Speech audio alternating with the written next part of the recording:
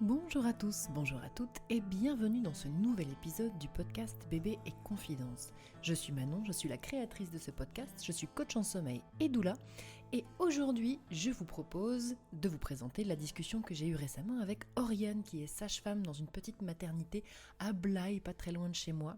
Oriane et moi on s'est rencontrés il y a quelques mois maintenant, en tout cas quelques semaines, autour d'un café, ce qui est quand même très agréable de pouvoir se voir en vrai, pour discuter de tout ça, pour discuter de nos pratiques, comment est-ce qu'elles se répondent, comment est-ce qu'elles se complètent. Et du coup vous allez voir que dans l'échange d'aujourd'hui, on va parler du métier d'Oriane, du métier de sage-femme, de comment est-ce qu'elle le pratique, et puis surtout d'un sujet qui moi me tenait à cœur d'aborder avec une sage-femme pour le coup, celui des violences obstétricales. Je remercie encore Oriane pour sa confiance, pour avoir accepté mon invitation. Je trouve que l'échange encore une fois est extrêmement intéressant. Donc je vous en dis pas plus, je vous souhaite un très bon épisode.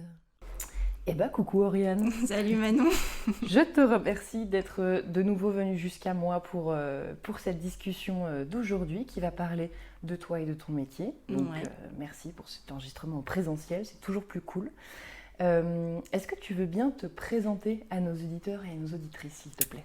Oui, bien sûr. Moi, je m'appelle Oriane. Je suis sage-femme depuis 10 ans maintenant, presque 11. Et du coup, je suis maman. Ma petite fille, elle a 14 mois. Et voilà, tout roule. Ok, trop bien. Donc on est effectivement, moi en tout cas personnellement, je suis hyper contente de recevoir une sage-femme, c'est un peu un goal dans ce podcast. Du coup, je te propose qu'on fasse un petit tour de ton parcours professionnel et puis après qu'on rentre vraiment dans le détail de ta pratique. Ouais. Du coup, est-ce que c'est une vocation ? Est-ce que c'est quelque chose qui est arrivé tôt dans ta vie, ce métier de sage-femme, ou est-ce que c'est arrivé plus tard ? Alors, bosser avec les enfants, ça a toujours été, depuis que je pense que je sais parler. Je voulais être nounou à la base. Okay. Donc savoir que ma nounou, c'est comme ma grand-mère à l'heure actuelle. D'accord. Donc je pense que je voulais faire comme elle. Je voulais être nounou, ensuite je voulais être maîtresse, mais que de maternelle, parce qu'après c'est trop grand. Ça m'intéresse pas.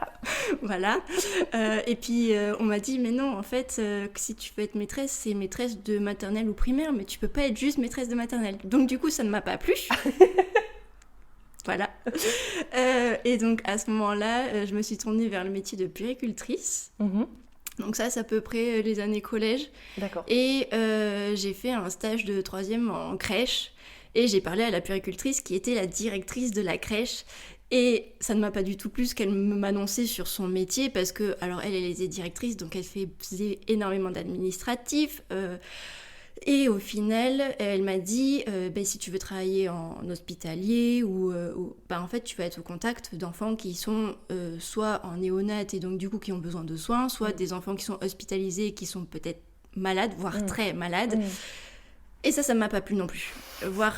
Moi je suis pas quelqu'un qui est pour les maladies des enfants, je peux pas, psychologiquement. Et donc à ce moment-là, j'ai réfléchi autrement et c'est là que le métier de sage-femme est apparu, donc en 3e, donc plutôt tôt. Et voilà, ça allait vers les très très très jeunes enfants pour le coup, donc ça c'est un côté qui m'a attirée depuis le début. Et puis le fait de pouvoir s'occuper des femmes enceintes, donc je commençais au bas du bas de l'enfance. Et voilà, ça c'est venu comme ça. D'accord, ok. Et du coup, donc bien avant le bac, tu savais déjà que c'était vers ça que tu t'orientais, donc la voie a été tracée, quoi. Ah ouais, moi le truc c'était qu'il fallait aller faire un bac S, il fallait aller en fac de médecine et voilà, c'est ça qu'il fallait faire. Bon, c'est pas vraiment ça qui s'est passé au final. Vas-y, raconte. Alors, j'ai eu mon bac S, ça jusque-là, on est bon. Je me suis inscrite en fac de médecine et au final, je n'y suis pas allée. Je n'y suis pas allée parce que en terminale, nos profs nous rabâchaient qu'on n'y arriverait pas, que tous ceux qui voulaient faire médecine, on était peut-être la moitié de la classe à vouloir faire médecine. En fait, il n'y en aurait que 1 ou 2 qui pourraient y arriver. Enfin bref, moi, ça m'a fait peur. J'étais une bonne élève, mais j'étais pas une excellente élève. Et donc, du coup, j'ai pris peur, tout simplement. Et avec ma maman, on a cherché à avoir une alternative, à trouver une alternative. Et au final, je suis allée faire mes études en Belgique. Où ça, en Belgique? À Namur, À précisément. Namur, on vous embrasse à Namur. Voilà. Trop bien, ok. Donc je suis partie juste après mon bac à Namur en Belgique et pour faire du coup en Belgique c'est 4 ans d'école directement. Il n'y a pas besoin de passer par la fac, il n'y a pas besoin. C'est vraiment comme une école classique où on a des examens en premier trimestre et second semestre. Et voilà. Et après, tu fais tes 4 ans, tu as ton mémoire à la fin de tes 4 ans. En soi, un petit peu comme les 4 ans, alors à l'époque, les 4 ans d'école de sage-femme en France, mais il n'y avait pas cette première année de fac de médecine. Voilà. Ok, d'accord. Tu l'as fait sur quoi, ton mémoire? Mon mémoire, je l'ai fait sur l'environnement autour de la naissance. Qu'est-ce qui pouvait faciliter ou au contraire qui pouvait empêcher la poussée spontanée d'intervenir et voilà. Et grosso modo on a énormément travaillé autour de l'environnement, du bruit, de la lumière, de la fréquence des touchés vaginaux, voilà, j'ai travaillé là-dessus. Trop bien. Après vraiment la Belgique les études sont différentes de la France de base, même si après les diplômes sont équivalents, parce qu'en Belgique les sages-femmes sont paramédicales et en France on est médicales. Donc du coup il y a une grosse différence là-dessus. Et il y a une grosse différence aussi sur la pathologie. En France, on va beaucoup la détailler dans les études, dans les CHU, etc. En Belgique, on va beaucoup moins la détailler. On va vraiment rester beaucoup plus sur la physiologie. Donc c'est vrai que moi, j'ai une idée beaucoup plus physiologique que ce qu'on peut apprendre en France. D'accord, ok.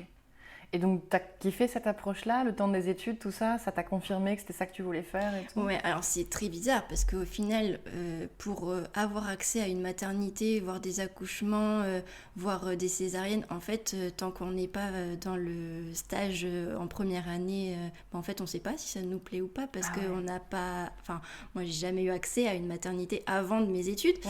Donc, du coup, les études m'ont plu. Je me suis tout de suite dit que c'était un chouette métier et je voyais aucun aspect négatif du métier et que peut-être beaucoup de monde va dire que c'est négatif, comme les heures, les nuits, les week-ends, etc. Tout ça, moi je le voyais pas et non, ça m'a tout de suite plu. Je me suis tout de suite dit c'est ça que je veux faire dans ma vie et voilà, les stages jouent beaucoup dans notre métier. Les praticiens avec qui tu vas travailler, ça va te former tout simplement. Et du coup, tu vas te mouler plus ou moins en fonction des soignants qui t'accompagnent, quoi. Bien sûr, ok. Et du coup, donc tu as ton diplôme en quelle année? 2013. 2013, ok. Et tu commences à bosser tout de suite? Ouais. J'ai eu la chance de faire un stage de 5 semaines en salle de naissance donc, au centre hospitalier de Langon, qui est en Gironde, là juste à côté. Et la cadre à l'époque me dit Oriane, si tu veux, en juillet, on a un congé mat qui commence et on va avoir besoin d'une sage-femme. À cette époque-là, en 2013, c'était vraiment... il y avait trop de sages-femmes pour le nombre de postes. D'accord. Ce qui est complètement à l'inverse de ce qu'il y a aujourd'hui. On manque beaucoup de sages-femmes et il y a beaucoup de postes à pourvoir. Et donc, à l'époque, je me suis dit, non, mais en fait, tu peux pas cracher sur un poste qui tombe comme ça, parce que, en fait, on n'est même pas sûr que tout le monde va avoir un poste à la sortie de l'école, quoi. Donc voilà. Donc, j'ai pris le poste mi-juillet, je crois. Donc, j'ai peut-être eu 15 jours de repos entre les examens et le début de l'activité. Et voilà, ça a été mon premier emploi. J'ai bossé de mi-juillet à fin décembre. D'accord, ok. Ouais, sur un congé mat. Ok. Et t'as kiffé? Ouais, Ouais, j'avais déjà énormément aimé faire ce stage dans cette petite mat. Ouais. Et voilà, ça m'a confortée dans le sens où j'avais envie de travailler dans des petites maternités.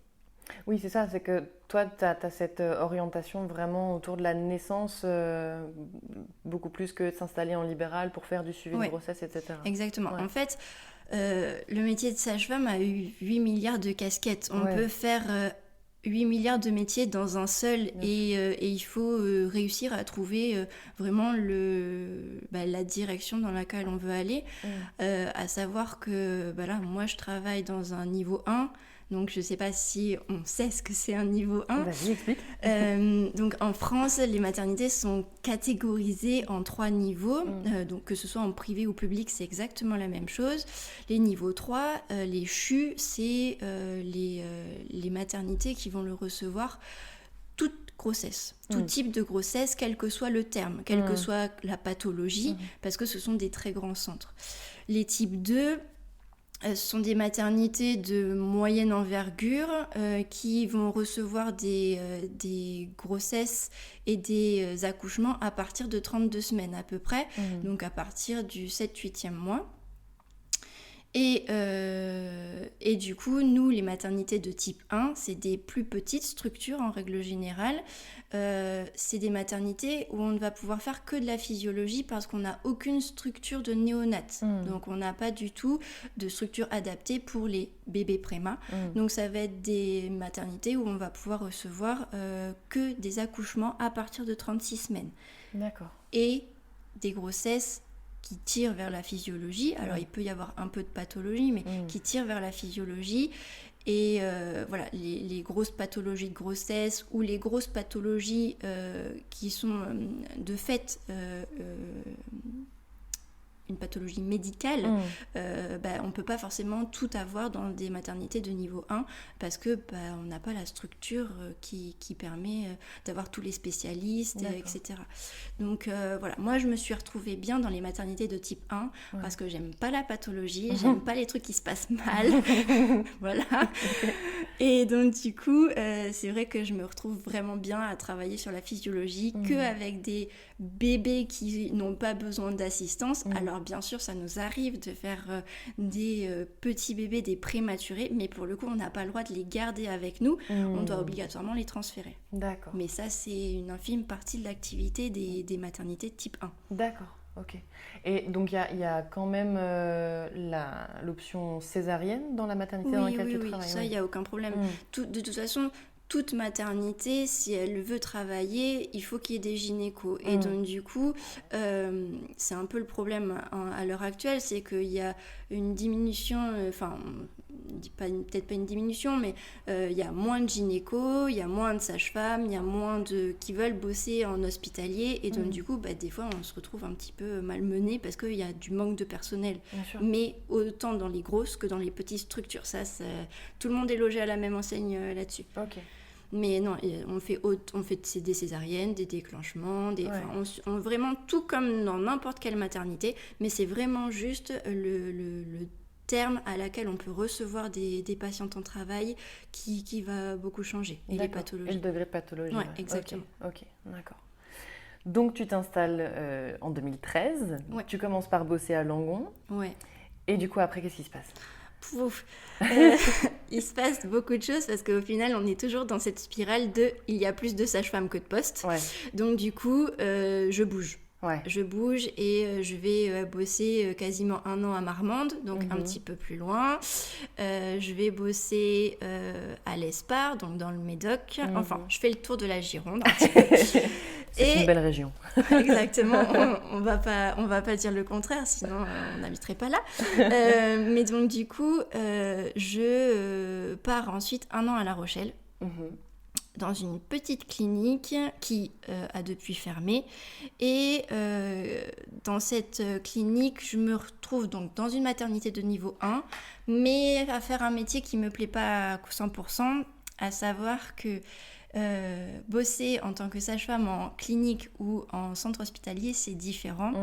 En clinique, on va être beaucoup plus chapeauté par le gynéco-obstétricien. C'est lui qui va venir faire les accouchements, c'est lui qui va faire les délivrances, qui va suturer, etc.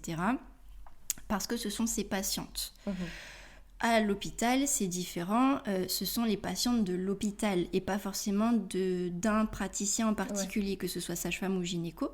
Et donc, du coup, la sage-femme va faire tout, sauf quand il arrive ce petit passage entre la physiologie et la pathologie, donc de ce qui va parfaitement bien à ce qui va moins bien et ce qui va mal, et donc dans ces cas-là je suis obligée de laisser la main au gynéco. Mais donc du coup c'est vrai que moi travailler dans une clinique, ne pas accompagner les patientes à donner naissance, ne pas en fait faire tout sauf la fin, bah c'est vrai que ça a un côté un petit peu frustrant. Ça plaît à certaines sages-femmes et heureusement, parce qu'il faut qu'il y ait des sages-femmes qui bossent en clinique aussi, mais moi c'est pas quelque chose c'est pas ce qui me plaisait à 100%. Ok. D'accord. Donc du coup j'ai démissionné parce que là j'avais un CDI, j'ai démissionné, je suis revenue sur Bordeaux.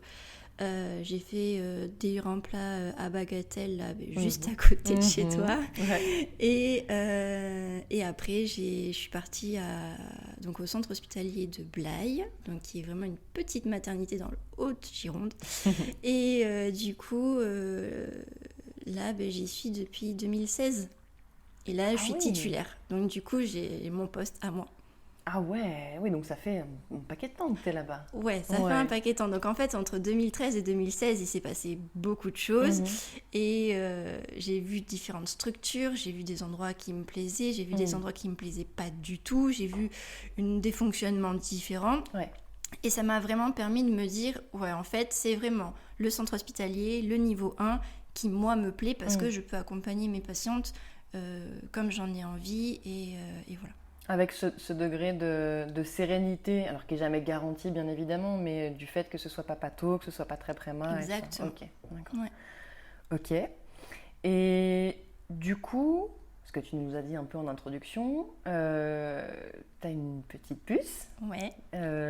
Et du coup, comment... Parce que j'imagine quand on est confronté à la naissance tout le temps, c'est autant de petits sons de cloche, Et moi, comment je me positionne par rapport à ça ? Du coup, juste pour nous dire un petit peu, voilà, la parentalité pour toi, est-ce que c'était une évidence ? Est-ce que c'était une évidence dans ton métier ? Est-ce que du coup, tu souhaitais accoucher là où tu bossais ou dans un environnement que tu connaissais ? Voilà, comment est-ce que ça s'est imbriqué l'un dans l'autre ? Ok. Moi, je me suis toujours dit que j'allais être maman. Je voyais... En fait, je pense que je ne me voyais pas être maman. Et c'est vrai qu'en étant sage-femme et en voyant des bidous arrondis à longueur de journée, clairement, ça donne envie. Et puis, c'est bizarre, mais on a envie de savoir aussi, on a envie de se mettre à la place d'eux. Et en tant que sage-femme, tant qu'on n'a pas été maman, je dis pas qu'on peut pas bien exercer le travail, pas du tout. Mais c'est vrai que quand j'ai été enceinte, je me suis beaucoup plus identifiée. Ça m'a permis de comprendre certains aspects et d'autres pas forcément, parce qu'on ne peut pas tout le monde avoir des nausées, tout le monde avoir mal au dos, tout le monde avoir... Enfin voilà, donc il y a des choses qui varient en fonction des grossesses, donc je ne peux pas tout comprendre parce que je n'ai eu qu'une grossesse et c'est déjà pas mal. mais au final, c'est vrai que... Ça permet d'avoir un changement de regard, ou en tout cas de peut-être comprendre certains aspects de la grossesse, de l'accouchement, de cette relation avec son bébé, encore plus. Et de la douleur, j'imagine, il y a un truc d'empathie, de l'avoir vécu dans son corps, c'est peut-être autre chose encore que... Ouais, la douleur, c'est encore autre chose. Alors après, c'est tellement subjectif d'une patiente à une autre, d'une maman à une autre, d'une patiente qui s'est préparée pour accoucher avec péridurale, sans péridurale, pour... La douleur, c'est très bizarre. Mais pour le coup, oui, tu comprends un petit peu plus que elles ont besoin d'être accompagnées, elles ont besoin d'avoir préparé des choses peut-être. Ouais, la douleur, tu la comprends un peu plus. Après, pareil, la douleur, c'est hyper subjectif d'une maman à une autre, quoi. Bien sûr. Ok, d'accord. Et est-ce que tu as là, tout de suite, un peu, peut-être je prends un peu au dépourvu, mais prends le temps de réfléchir s'il y a besoin, Non, mais t'inquiète. genre un ou quelques vraiment meilleurs souvenirs, des moments de grande émotion, des moments qui t'ont marqué En tant que sage-femme, en tant que sage-femme, ouais. je pense que un des grands événements qui m'a marqué, on va commencer par le positif parce que faut toujours, enfin voilà, on va regarder le positif avant le négatif. Il y a 3 ans, j'ai pu accompagner une copine sage-femme à la naissance de son petit garçon. Et c'est vrai que le fait d'accompagner une amie, une collègue, une sage-femme, fait que ça rend la dimension de l'accouchement différente parce que c'est encore plus... t'as encore plus envie de la chouchouter parce qu'il y a l'affect qui joue en plus. Donc ça a vraiment été une naissance vraiment particulière. Les naissances particulières et avec beaucoup d'émotions aussi en aspect positif, c'est ces mamans qu'on a pu, c'est ces couples même, qu'on a pu voir avant. Et pour ne serait-ce que des fois un simple monitoring, un simple contrôle, un rendez-vous qui va durer une demi-heure, et des fois on ne sait pas pourquoi, dans la vie il y a des personnes avec qui ça match, des personnes avec qui ça marche beaucoup, et c'est vrai que quand des fois il y a des couples avec qui on a beaucoup matché qui tu tombes le jour où ils sont en salle de naissance, c'est vrai que ça donne lieu à des jolis moments de complicité entre déjà pendant le travail entre le couple et la sage-femme, et à la naissance il y a un aspect émotionnel encore plus important qui rend cette naissance un petit peu plus jolie encore, à mes yeux. Après, toutes les naissances sont jolies et méritent d'être vécues, et méritent d'être accompagnées aussi. Mais pour le coup, voilà, quand il y a l'affect qui joue, c'est vrai que ça, j'ai plus facilement les larmes aux yeux, effectivement. Et la magie, elle est intacte à chaque accouchement? Tu ressens ce truc de je suis à ma place et je fais ce que j'aime? Alors, pas forcément. Ok. Pas forcément. Là, c'est un petit peu difficile à dire. Ça dépend surtout de la connexion avec les parents. Ok. Il va y avoir des parents qui vont être très impliqués dans leur grossesse, qui vont l'avoir préparée, qui vont s'attendre et qui vont s'investir dans leur accouchement. Et il y a des couples, des mamans ou des papas, peu importe, qui ne vont pas avoir l'importance comme moi je peux le voir du moment de cette naissance, et du coup c'est juste entre guillemets une naissance.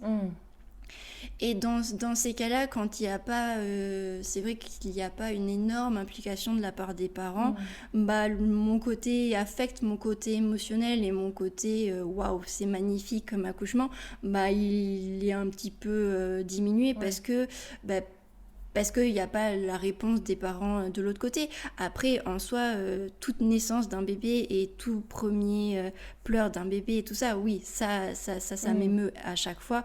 Mais il va y avoir vraiment la composante parent qui, pour moi en tout cas, va être hyper importante. Est-ce que c'est dans le sens où des parents qui sont moins investis parce qu'ils peuvent pas, peut-être, pour plein de raisons qui leur appartiennent, mais est-ce que du coup, ça diminue l'aspect travail d'équipe, justement du travail, où toi tu fais partie de ce process-là, de leur process, et eux du tien, quelque part? Ouais, c'est un peu ça, c'est...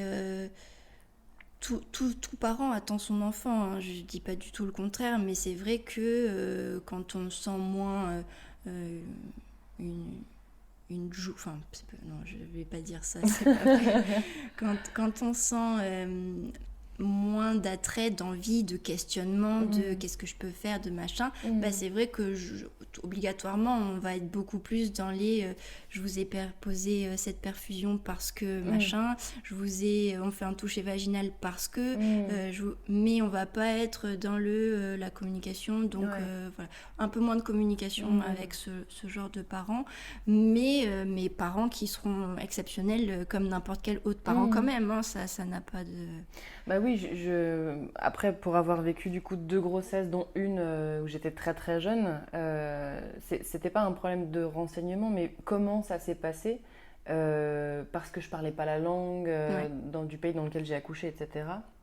Je pense qu'il y avait, et que c'était mon premier bébé et que je me sentais assez seule, etc. Je pense qu'il y avait ce truc aussi de laisser les choses arriver, de pas trop savoir comment m'impliquer parce qu'on m'avait pas expliqué, parce que tout mon suivi de grossesse c'était pas fait dans ma langue non plus. Oui, bien sûr. Et bon, la langue c'est un exemple particulier, mais après on grandit toutes et tous avec des représentations de la naissance et parfois des naissances traumatiques qui font que on se pointe à ce rendez-vous avec son bébé, soit avec la trouille, soit bien avec un bagage qui n'est pas le nôtre. Et donc je me dis que certains parents doivent être peut-être empêchés d'être pleinement disponibles et impliqués à ce moment-là pour plein de raisons différentes. Non, mais ça c'est sûr. Et puis tout ce qui va... toute la grossesse va conditionner cette naissance, tout ce qui s'est passé.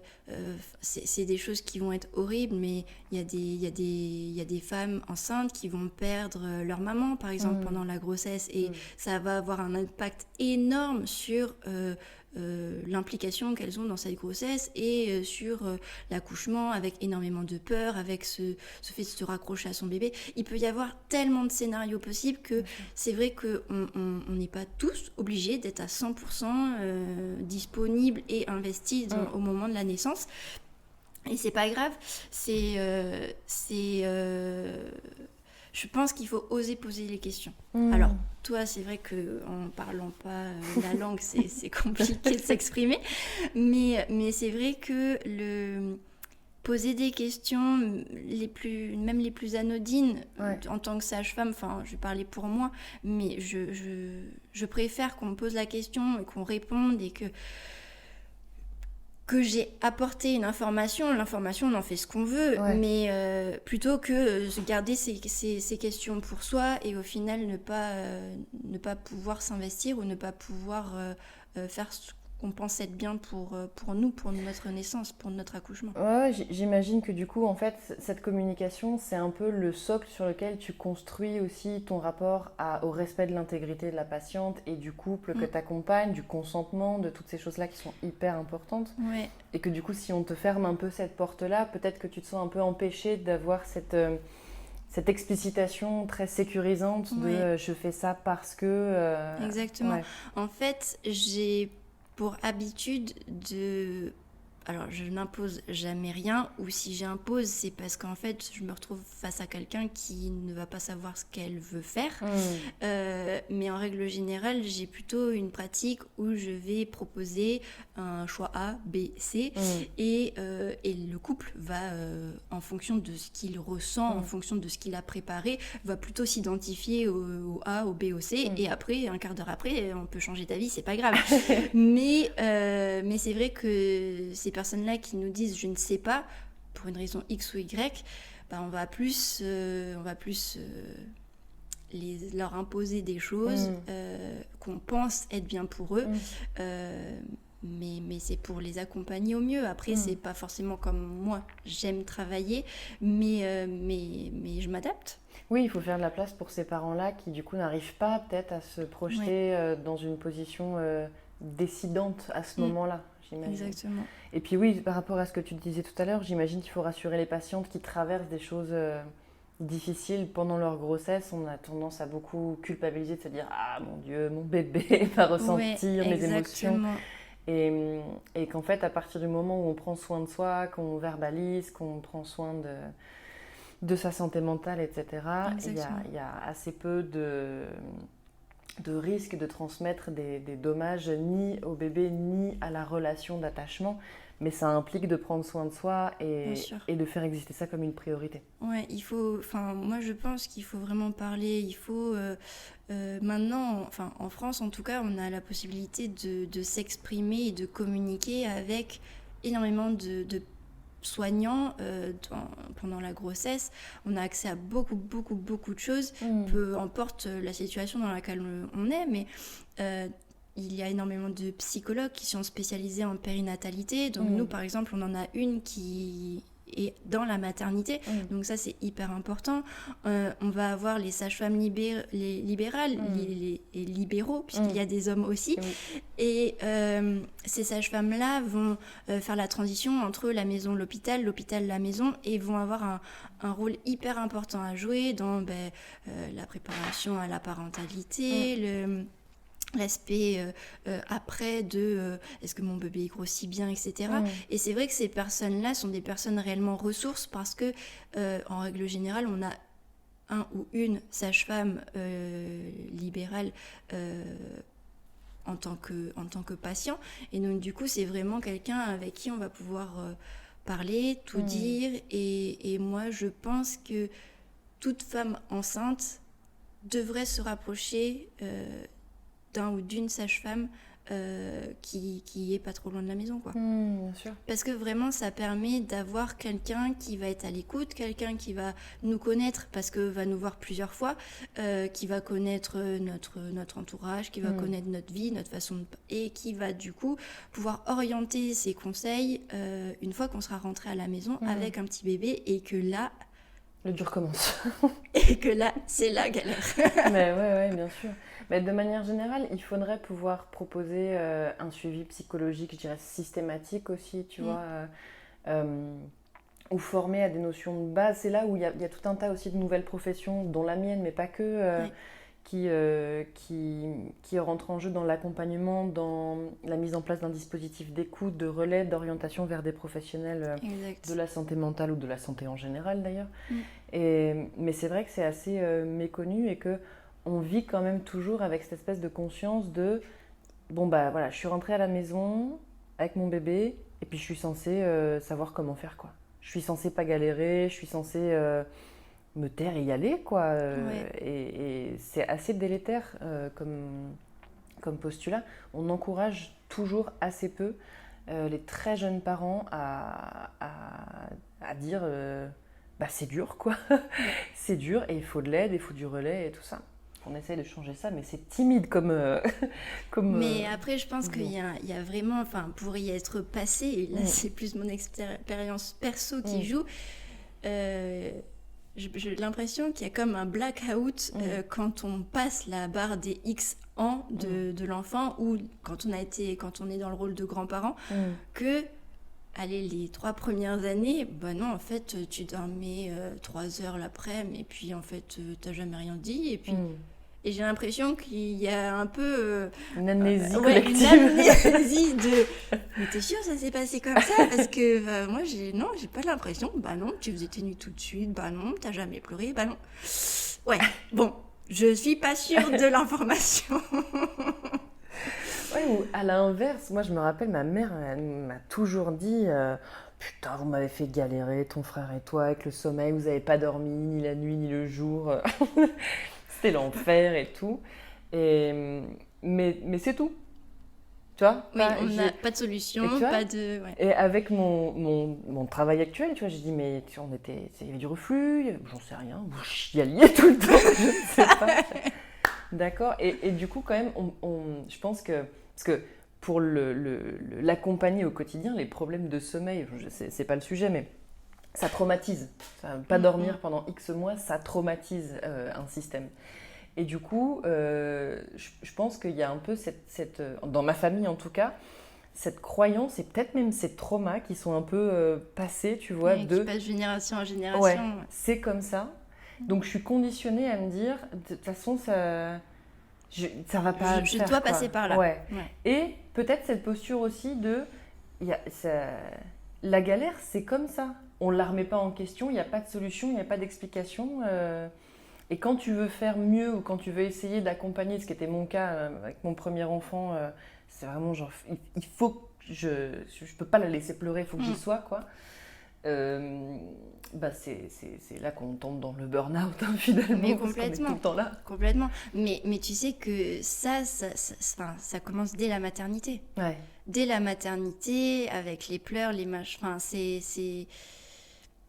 dès la maternité, on dit mais pourquoi elle pleure? Et il faut que nous, en tant que soignants, on ait une réponse à ces pleurs, et alors que l'enfant a 1, 2, 3 jours. Ouais. Et c'est vrai que les pleurs, c'est quelque chose qui revient sans arrêt, sans arrêt. Et les croyances de avant sont toujours très ancrées, et on entend encore... les mamans nous dire oui, mais ma mère elle m'a dit qu'il fallait que je le laisse pleurer, mais moi j'ai pas envie. Et ben moi ma réponse à ce moment-là c'est dire prenez-le dans les bras et tout va bien se passer, et on va trouver des solutions, et voilà. Mais c'est vrai que ces croyances-là de laisser pleurer sont encore très ancrées. Mais oui, mais je pense... la maternité. Je pense que tu as raison, et dans le sens où aussi il y a un truc de trauma transgénérationnel. On le sait maintenant à quel point c'est délétère de laisser un bébé pleurer. Et en fait, ça a une répercussion sur son sentiment de sécurité, sa capacité de s'attacher aux autres, sa perception de lui-même. Et du coup, laisser pleurer un bébé, en fait, ça lui apprend rien du tout, ça le fait juste déconnecter de lui. Et du coup, c'est un mini-trauma. Quand c'est arrivé plusieurs fois dans la vie d'un très jeune bébé, ça devient structurel. Ça veut dire que dans une situation de détresse, pouf, on sort de soi. Soit avec des grandes crises d'angoisse, soit avec des grandes crises plutôt dépressives, tu vois, très, très peu activées. Et ben, du coup, en fait, comme c'est structurel, comme c'est devenu structurel, ben on devient, ça devient un trait, quoi, ça devient une personnalité. C'est dans notre identité. Exactement. Et quand on a un petit bébé, qu'on devient parent soi-même qui pleure, ça vient réactiver ce que nous, on a vécu.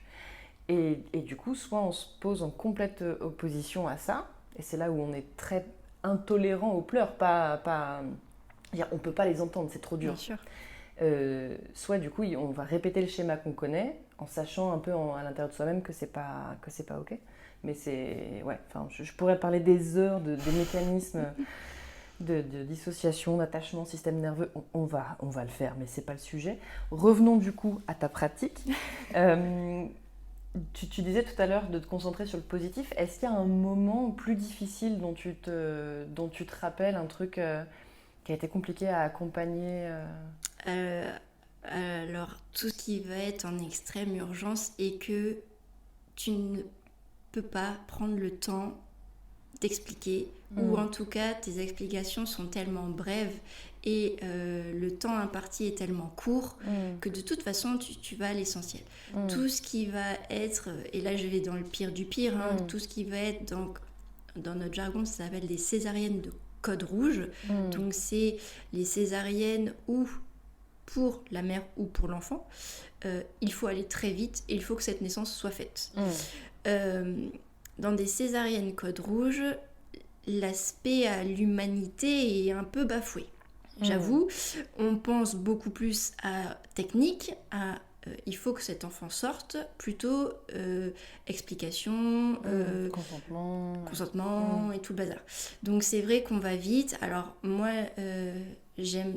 Et je pense que c'est nécessaire de revenir vers le couple pour expliquer ce qui s'est passé avec des mots, avec des feuilles, avec du papier, avec du visuel, pour vraiment qu'ils comprennent l'urgence.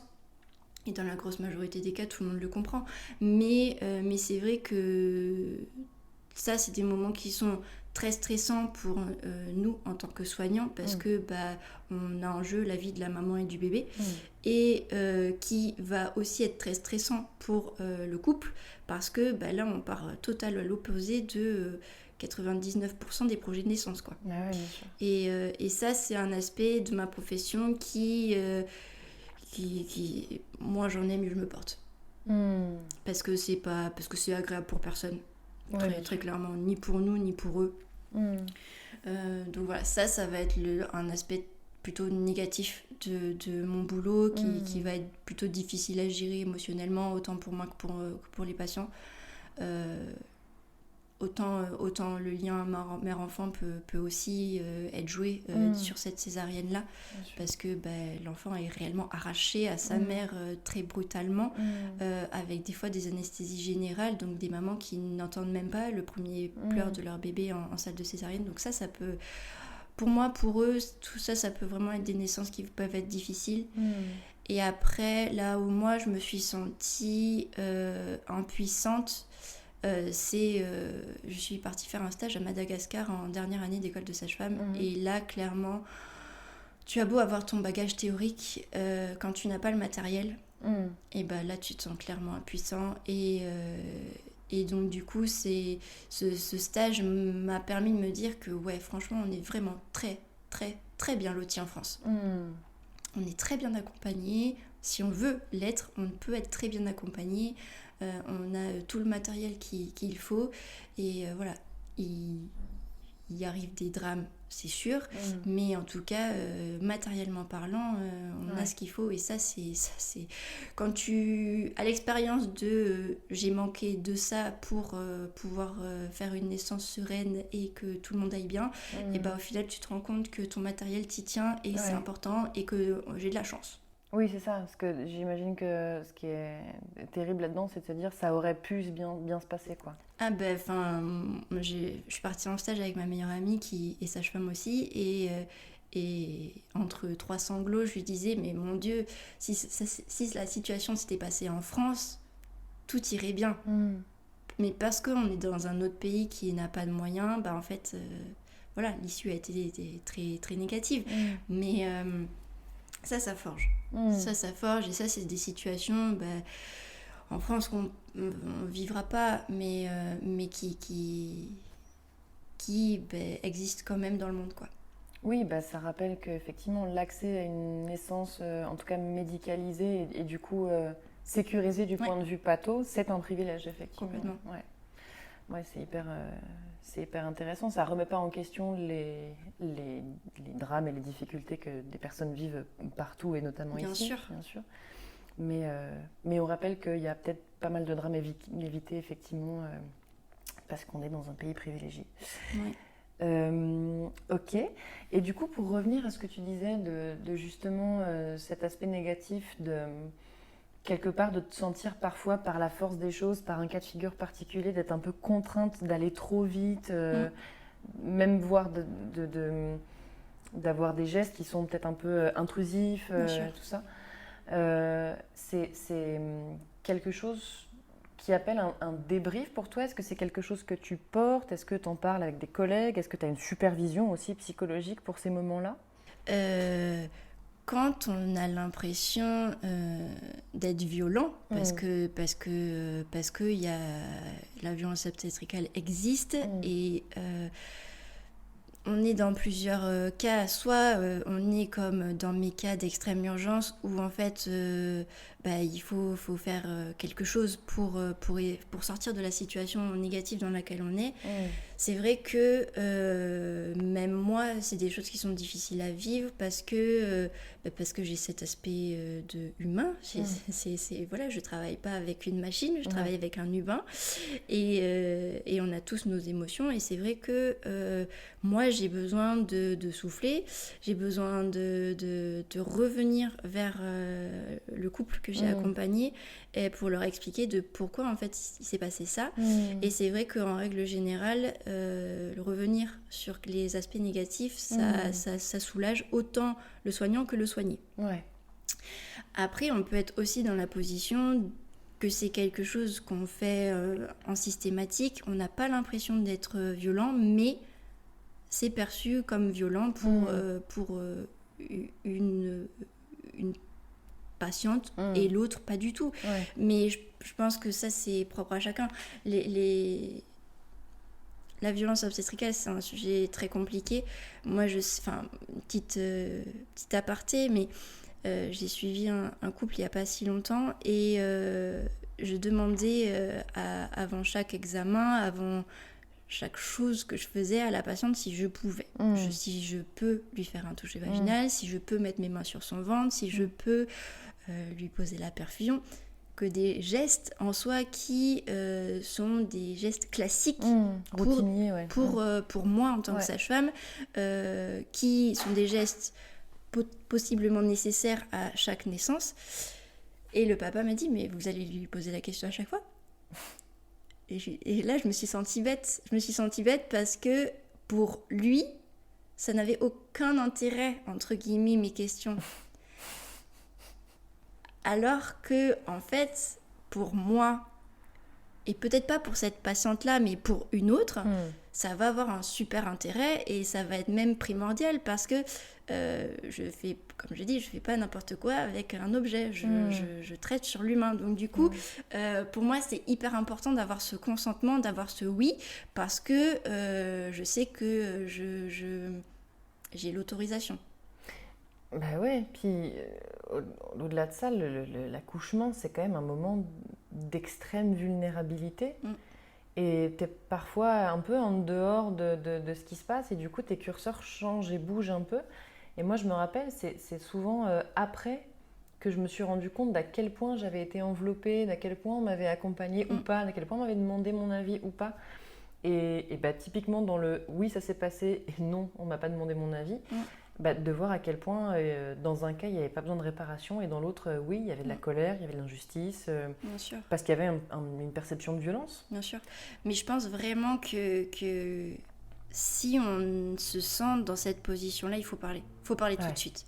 Il faut parler tout de suite parce que alors hormis si la sage-femme est aigrie de son métier, n'a plus envie de le faire et bon là clairement je pense que on va échouer d'avance, mais dans les très grosses majorités des cas, la sage-femme est à l'écoute et je pense qu'on est tous et toutes aptes à comprendre que cette patiente-là a besoin de plus ça ou plus autre ou plus, voilà, on n'a pas des besoins spécifiques, on n'a pas des besoins tous les mêmes besoins et si jamais il y a, moi je sais que j'ai des patientes des fois pour les examiner il faut que je prenne 10 minutes.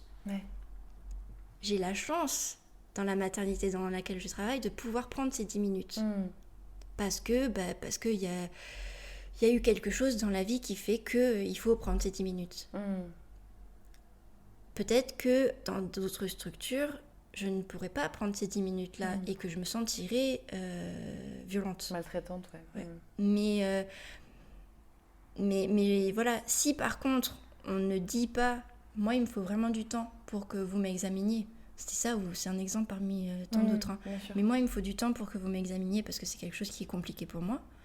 Si on ne le verbalise pas, en tant que sage-femme, on va se douter qu'il y a quelque chose qui se passe parce que on va fermer les jambes, parce que ça va être très serré, parce qu'on va faire mal tout de suite, alors qu'un toucher ne va pas forcément faire mal.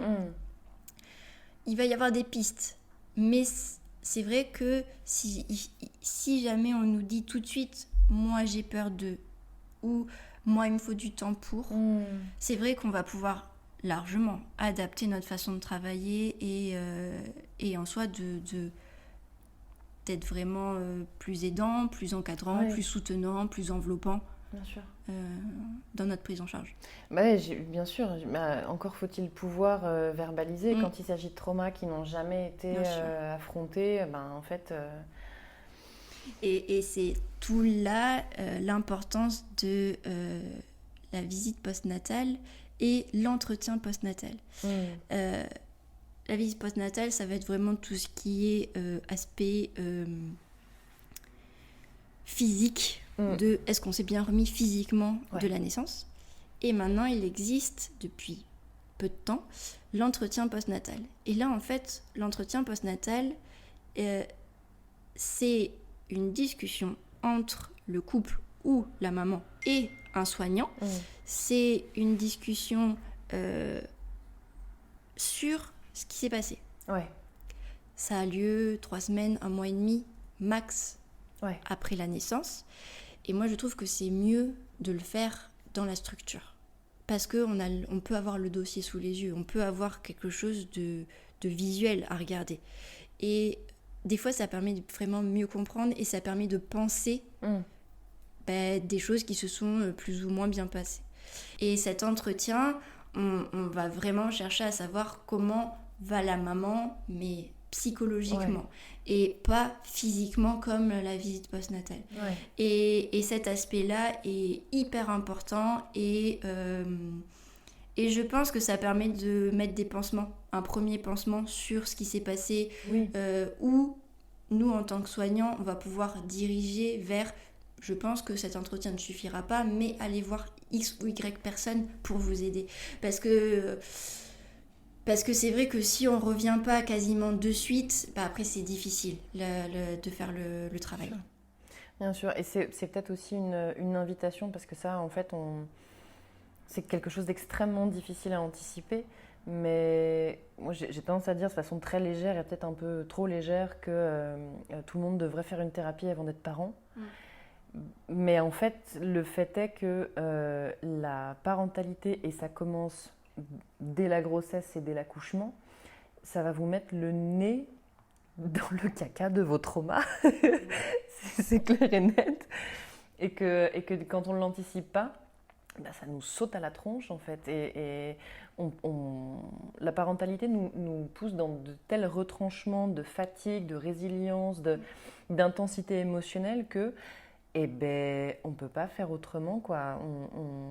On va pas pouvoir laisser la poussière sous le tapis, quoi. Non, ça c'est sûr. Donc peut-être un petit message aussi de prévention sur la santé mentale, d'essayer d'arriver dans la mesure du possible à ce rendez-vous avec votre enfant avec le moins de valises à porter, ou en tout cas de les avoir identifiées, d'être en travail dessus, d'être accompagné par un ou une professionnelle de la santé mentale qui va pouvoir vous aider à affronter ces moments-là, pas en complète hémorragie émotionnelle. Donc oui, on axe beaucoup la grossesse sur la physiologie, sur la prépa à l'accouchement, sur la logistique de bébé, sur les futures nuits pourries, machin. Mais en fait, c'est un moment de passage d'une version de vous à une autre. Et quand on fera ce passage, on ne reviendra plus en arrière. Donc autant que ça se passe avec une version de vous qui est ancrée. Je ne dis pas complètement unifiée, machin, hyper zen. C'est pas nécessaire, mais juste consciente. Voilà, en tout cas. C'est sûr. Eh bien, merci pour tout ça. Est-ce que tu voudrais peut-être vraiment très directement parler aux gens qui nous écoutent, peut-être donner des recommandations, effectivement, tu parlais de préparation, d'investissement. Toi qui as ce regard de comment se passent les naissances, est-ce que tu as un conseil peut-être ou une recommandation à donner s'il y avait un degré minimal de préparation à faire, sur quoi est-ce que ça porterait ? Alors, je dirais s'encadrer vraiment dès la grossesse d'un ou d'une sage-femme libérale. Pour moi, ça c'est primordial. C'est la personne ressource à laquelle vous allez pouvoir poser vos questions sur tout et n'importe quoi pendant la grossesse et sur les quelques premières semaines de l'enfant. Et aussi choisir sa maternité ou choisir son lieu d'accouchement. Que ce soit une clinique, un hôpital, que ce soit une maison de naissance, que ce soit à la maison. Il faut choisir en fonction de nous et pas j'habite là donc je vais au plus près ou je prends cette maternité parce que mon gynécologue il travaille dessus. Je pense qu'il faut se renseigner sur les maternités autour de la maison parce que c'est sûr que vaut mieux pas faire 2 heures de route pour aller accoucher, voilà. Mais autour de la maison, j'ai quel choix et comment je vois les choses et quelle va être la maternité qui va me permettre de répondre à un maximum de ces choses-là. Est-ce que je veux beaucoup de sécurité ? Est-ce que je veux beaucoup de monde ? Est-ce que je veux personne ? Est-ce que je veux accoucher dans l'eau ? Est-ce que je veux accoucher à la maison ? Enfin, c'est des questions, je pense, qu'il faut se poser et pas choisir juste la maternité par défaut, mais vraiment la choisir parce que c'est vraiment... il faut s'y sentir bien. Clairement, il faut s'y sentir bien. Ok. Eh ben merci. Avec plaisir. Merci pour tout ça. Merci d'avoir répondu à mon invitation et pour ce témoignage qui, moi, je trouve hyper riche et hyper chouette. On aura peut-être l'occasion de se recroiser dans ce podcast. Pas d'attente, pas de promesse, mais peut-être. En tout cas, merci beaucoup. Et puis, qu'est-ce qu'on peut te souhaiter pour la suite, au boulot ? Au boulot, plein de naissances physio, plein d'accompagnements positifs et plein de bonheur surtout pour les parents. Eh ben, on vous souhaite ça à tous et à toutes. Rendez-vous à la maternité de Blaye pour retrouver Oriane. Merci tout plein. Merci Manon. Et voilà, c'est ainsi que s'achève notre échange avec Oriane. J'espère qu'il vous a plu et que vous l'avez trouvé aussi intéressant que j'ai trouvé du plaisir à l'enregistrer. Merci encore Oriane pour ta confiance et puis merci à vous pour être toujours là, fidèle au poste. N'hésitez pas à recommander ce podcast, à le partager, à vous abonner, à mettre des petites étoiles. C'est de loin la meilleure manière que vous avez de me soutenir et de nous soutenir au global. Et puis quant à moi, il va me rester à vous souhaiter une bonne soirée ou une bonne journée et puis à vous dire à dans 2 semaines pour un prochain épisode.